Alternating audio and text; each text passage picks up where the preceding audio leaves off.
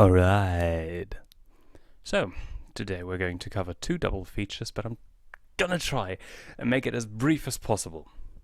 4 movies. Yentl and Logan, and Cabaret, and Axeman. Oh god, I almost forgot about it. What was it called again? Dark Phoenix. Christ. That's already telling you everything you need to know about X-Men Dark Phoenix, but I'll get to that when I get to that. We're nearing the end of this little X-Men marathon, and I have to say, Logan was kind of the way that I remember it. Heartbreakingly honest, funny at times, but most definitely a worthy movie to end the character journey that we've been accompanying Logan, aka Wolverine, throughout the previous 19 years. Wait, no shit, 17 years. Logan came out in 2017. It is a very heartfelt movie. It is a movie that asks quite a few questions about the human condition, about how far we are willing to go in order to, overcome adversity, and how much value we put into humanity, into our own humanity, and how likely we as a species are to potentially treat others as non-human with this new government in place in the United States. We're obviously facing quite a few similar questions on a worldwide scale, since the scale, so to speak, the scale of the world politics stage has now not just tilted, but has tipped over to the right side, and the last time that happened, that was in the 30s and 40s. So let's hope that we're not going to get any genocides. Let's hope. Yeah. Logan is a very heartfelt movie to watch. Out of the 3 Wolverine movies, it's the most honest, it's the most human, and it's the least ridiculous. I can't really say all that much about it without just saying, yeah, obviously it made me cry at least once. Patrick Stewart is giving a great performance as an old man who's on the brink of complete and utter age-related decrepitation, while Hugh Jackman is giving a great performance as a man who's seen the best years of his life pass him by and who is now in the twilight of his own life. God, I wish I could remember the actress's name who plays Mutant X. What's she called? Mutant X? The one who's in theory also partially a clone of Wolverine. The one that most of the story revolves around, because she also gave a really great performance, even without having dialogue. If you haven't seen if you haven't seen Logan yet, go watch it. Even if you don't like superhero movies, it's a great movie. It is emotionally charged, but it still has great action scenes to go with it. And honestly, if it weren't for a certain other movie that succeeded it, you could have 100% never visited the X-Men universe after Logan ever again, and it would have been fine. Now, this other movie I'm going to talk about, not in this video, but in my next double feature. And you probably know which movie I'm talking about, but suffice it to say, it is indeed a movie that could have ended the entire X-Men franchise on a high note. But since this is a quadruple feature, and since you know what other movie I'm going to talk about later on, you know that the X-Men franchise did not indeed end on a high note. Well, at least from the point of view of someone living in the year 2019, it didn't. Anyhow, I could go through the basic story beats of Logan. So Logan takes place in the future, where almost all mutants have been eradicated due to, if I remember correctly, Professor X having a seizure or like a dementia-based mental breakdown or something. I'm not exactly sure because I watched Logan like 2 weeks ago and the details are already escaping me, but the general feeling of the movie still lingers. So I'm not 100% sure what the actual reasoning was. So Wolverine did survive that mass extinction event of all the mutants, or almost all the mutants, but is now contacted by a woman who is taking care of a mutant child who had been kept in a facility in which they were running illegal experiments on new mutants. And not on the series or movie or whatever the hell that was, they called New Mutants, just on the newly born mutants. And the girl in question, I think she's like around 10 years old. For most of the movie, she doesn't talk. And when she does start talking, she speaks in Spanish. And neither Patrick Stewart's character, Professor X, he can talk a bit of Spanish. And obviously Logan can also talk like some basic Spanish, but not a lot of it. And their communication is based mostly on non-verbal cues up until a certain point in the movie. And Logan slowly starts to take care of this little girl and helps her get to a place that she thinks is a sanctuary for mutants. If you haven't seen the movie yet, I recommend you watch it because there's a bit of a twist in there. And there are loads of very heartfelt moments of Wolverine and the little girl bonding. It's a very common trope, you know. You got the rough, tough guy taking care of a child.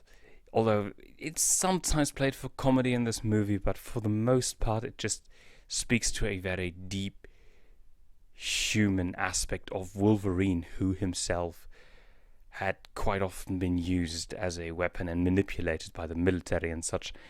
And so he's now taking care of this child who's also been taken advantage of by the military industrial complex.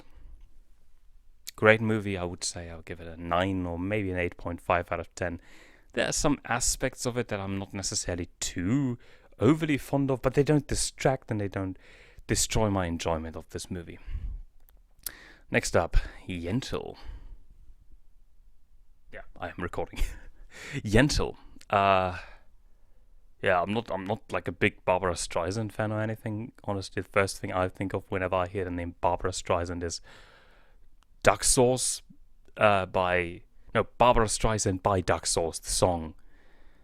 Which, like, where they go, ooh, ooh, ooh, ooh, Barbara Streisand. So I had no real connection to her, either as an actress or as a singer. And therefore, I'm also not too familiar with like, Jewish religious traditions. So that also didn't help me get into the movie.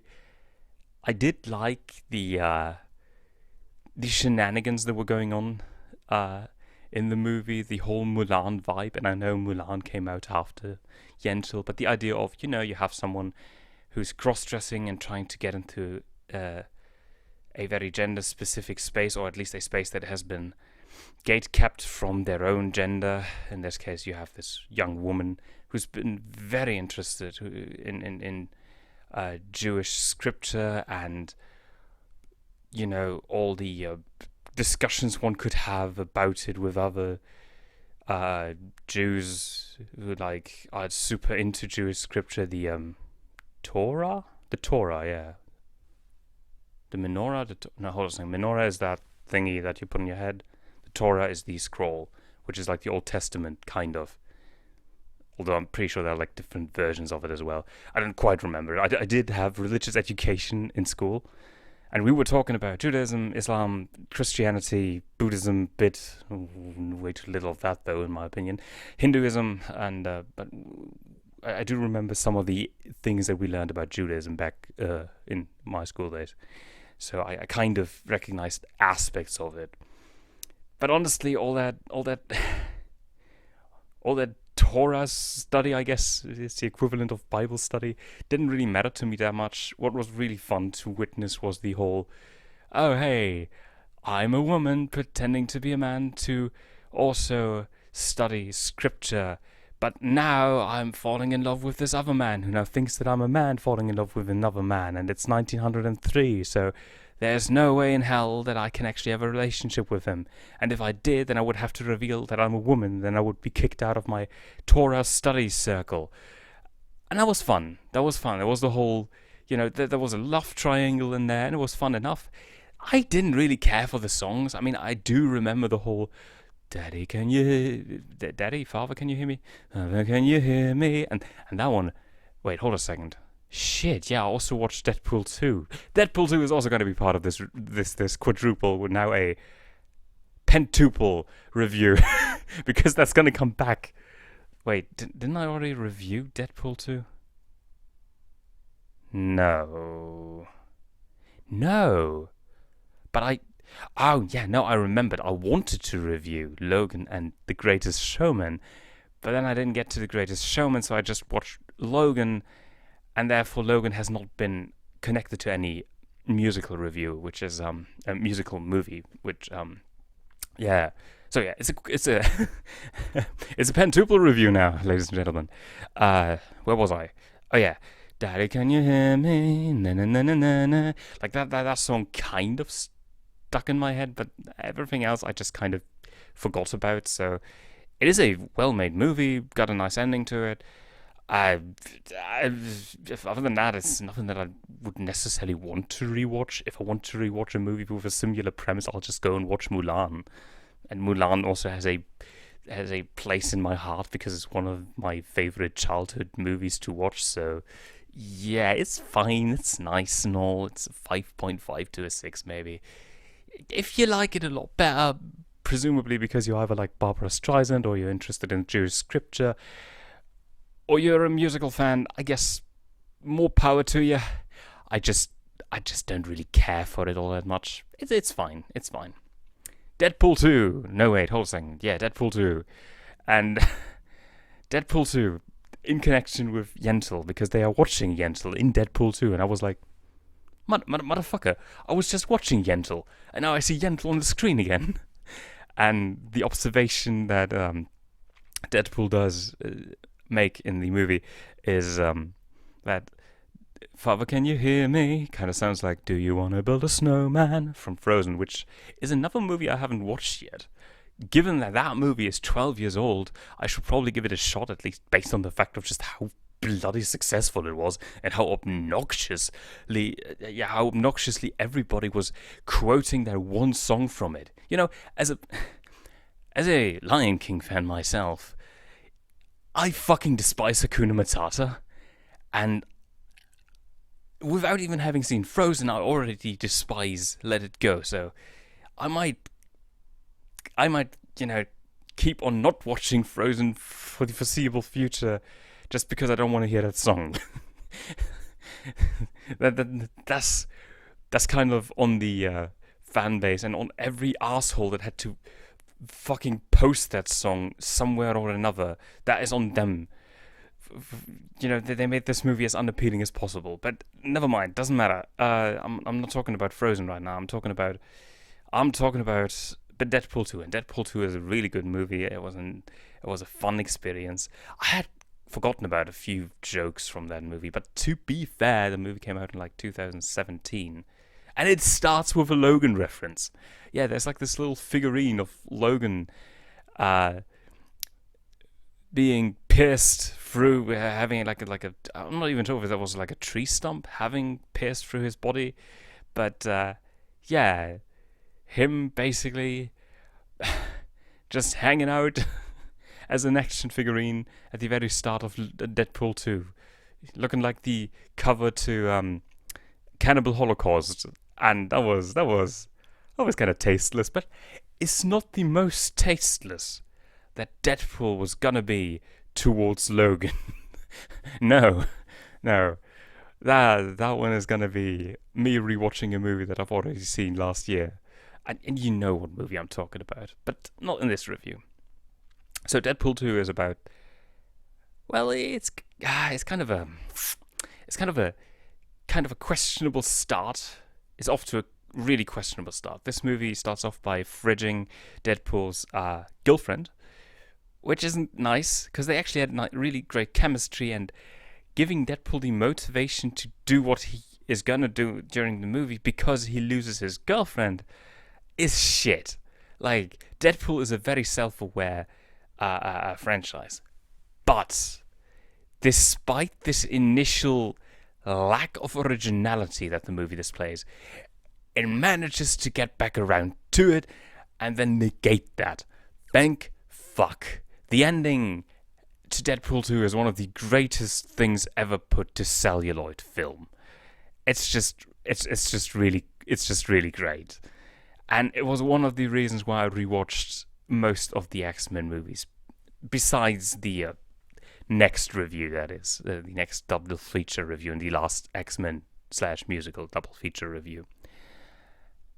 So Deadpool loses his girlfriend, and now he's kind of... I mean, does he go on a killing spree or something? I don't quite remember what the actual story was, up until he goes out with the X-Men and tries to stop a young mutant from causing havoc, and all of that stuff basically leads into a time travel plot where Deadpool has to stop someone else from killing a young boy in order to prevent the mass genocide of all mutants, if I remember correctly. Yeah, that must have been it. It doesn't really matter too much, though. It's Deadpool. And Deadpool, you don't watch a Deadpool movie because you say, oh my god, that story, every story beat in that story was perfect. It's just such a deep conversation that this movie is having with my mind right now. No, you watch a Deadpool movie because you want to laugh and because you want to see great action. And all 3 Deadpool movies have delivered thus far, and I'm going to go into detail in my next review because, Christ, I just keep on referencing Deadpool and Wolverine over and over again because of how much of a great closer that movie was to this trilogy, to the Deadpool trilogy. Just like Logan was to the Wolverine trilogy, with the first one being the most mindless, dumb action movie ever, but being thoroughly enjoyable.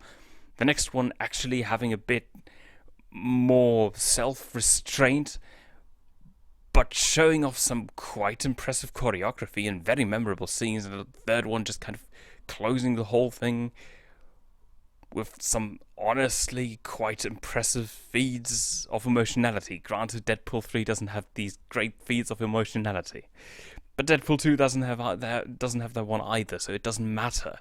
It really comes down to what Deadpool is, and Deadpool 2 is what Deadpool needs to be, at least as a movie franchise. There's still a huge difference between movie Deadpool and comic Deadpool, but in essence, they're still capturing the spirit of what a Deadpool movie needs to be. And once again, the ending is absolutely brilliant. If you haven't seen Deadpool 2 yet, just fucking watch Deadpool 2, for Christ's sake. You can't really go wrong with that, unless you don't like violence or sometimes really dumb jokes which still make you laugh. Because deep down, there is still a 13-year-old inside of you who just wants to hear the stupidest the stupidest edgy jokes imaginable. Yeah, go watch Deadpool 2. It's really fun and the ending is brilliant. Next up, Cabaret. Well is a good start, actually. Willkommen, bienvenue, fremder, stranger, l'étranger. I don't know. I would need to take a look at the end and see if there's like an accent circumflex, accent aigu, or an accent grave. The grave shit. I don't know. Fucking French, man, French. Anyway, Cabaret was a great movie. Not that interesting of a musical. It frightened me. It frightened me with how foreboding it felt given the current political climate. And what also really made me feel somewhat uncomfortable was the fact that the most memorable musical number from this movie is the musical number performed by a bunch of Nazis. Which can work. Looking at you, producers, Springtime for Hitler. But that is at least taking the piss. It's taking the piss on Nazis. It's just making fun of Nazis. There, you have this absolutely fright-inducing, right-wing wet dream of a song that is all about nationalism, and it's supposed to be scary. But Jesus fucking Christ, why does that have to be the most memorable song of the movie? The next memorable song of the movie is Money Makes the World Go Round, I guess, but it's not that great. It's fine. I don't really remember anything but them singing Money Makes the World Go Round. But other than that, I can't really, Okay, I can't really fault the movie as a movie for having lackluster musical numbers, or at least musical numbers that I don't remember. But, I can't really do that because the movie itself is great. It has some really great acting in there. Liza Minnelli is amazing. And we get some interesting character developments. We get the whole theme of ignoring the rising threats of hardcore right-wing fascism, of just dancing and laughing while the world around you is slowly turning darker and darker, of the entire environment that was the Weimar Republic around 1932. And these characters that we meet in this environment, they feel very authentic. We got this really interesting love. It's not even a love triangle, really. It's a threesome relationship between that Count, our British English teacher main character, and Liza Minnelli's character. To be fair, I already forgot their names, but it doesn't matter because the way they interacted with one another felt very human, and the story felt very human.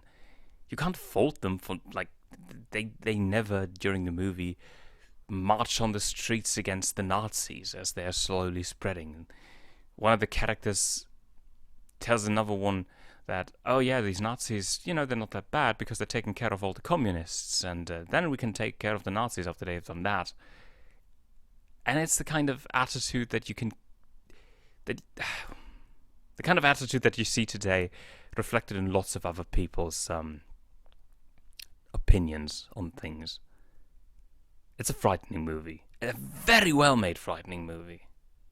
So the basic story is, it's the Weimar Republic right before the Third Reich. And you got this English teacher coming right from England, and he's staying in Berlin. And he's basically renting out a small room that belongs to the daughter of a diplomat, and that daughter of a diplomat is from America, and she wants to be an actress. He just wants to teach people how to speak English, and there are some funny scenes that involve that process. But other than that, I can't quite remember if that actually. Well, it kind of.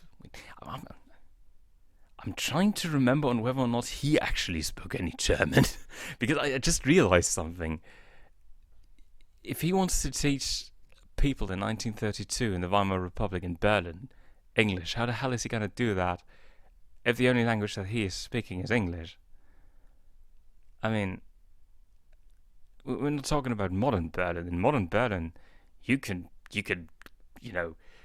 go fucking years without speaking a single word of German, because it's a very metropolitan area. It's an international hub. You don't have to worry about that. But in 1932, the world wasn't as connected back then. People were a lot more ass backwards with their social attitudes and a lot less educated. So it's weird that he would be an English teacher who can't speak German in Berlin, because he would still need to communicate with his students in a way that doesn't include the language that they're still learning. Like, it doesn't quite work that way, does it? Well, whatever. The point is, yeah, you have these these two characters, and then a third one enters the story, which is he's like a count or something, and he has like this big residential mansion, I think, out in the country, and they stay in that mansion and they fuck around a bit, I think, at least it's implied. And near the end of the movie, the diplomat's daughter gets pregnant, and then she has an abortion, and there's a whole thing about that. It's a lot of interconnected, or rather, it's a lot of human behavior on display in a time and place that is filled with tension. And it's telling the story, or trying to explain the story, it doesn't really give it justice. It doesn't do it justice because the performances are what really define this movie and its dark atmosphere. And I really recommend that you watch Cabaret, because you need to experience it. Just telling you that it takes place in the Weimar Republic right before the Third Reich doesn't really give you enough information in order to completely understand what the movie is trying to tell you and how it is telling you the things it is trying to tell you. Because it's mostly about the rise of fascism in the background of someone's ordinary day-to-day life. Pardon me, sorry. Someone who's not quite as affected. Okay, there are also Jewish people in there. Some major characters are Jewish people who are also affected by what's going on, but they're not as affected. They're not in the foreground as much, so we don't learn as much about them as we would need to in order to truly be invested in everything they do. Yeah. Watch Cabaret. Don't expect musical numbers that are too memorable, but what you can expect is a very dark experience that tells you all you need to know about how easy it is for right-wing extremism to rise in the background. It's a very tense movie. What wasn't a tense movie? Hold a second. Cabaret gets was like an 8 to an 8.5 out of 10. Now, a few things in there which I don't really care for, but if you put it all together, it's a great movie. It's a really great movie. Wait, did I rate Deadpool 2? I didn't rate Deadpool 2. Deadpool 2 is like a 7 out of 10. It is kind of silly, it is action-packed, it is funny, but it doesn't really have too much of an emotional core, so... But that's fine. It doesn't have to. It doesn't need to have an emotional core. It just needs to be what it is, and as such, Deadpool 2 is a 7 out of 10, and Cabaret is an 8 out of 10 to an 8.5 out of 10. Last one. Thankfully, this is not the last X-Men movie made under the label of 20th Century Fox. That honor goes to my next review. It is X-Men Dark Phoenix. I think people have almost... Yeah, I'm pretty sure people have almost forgotten about this movie already, because it is very forgettable. It is a mess. An entertaining mess, I gotta give you that. There are lots of nice things going on in there.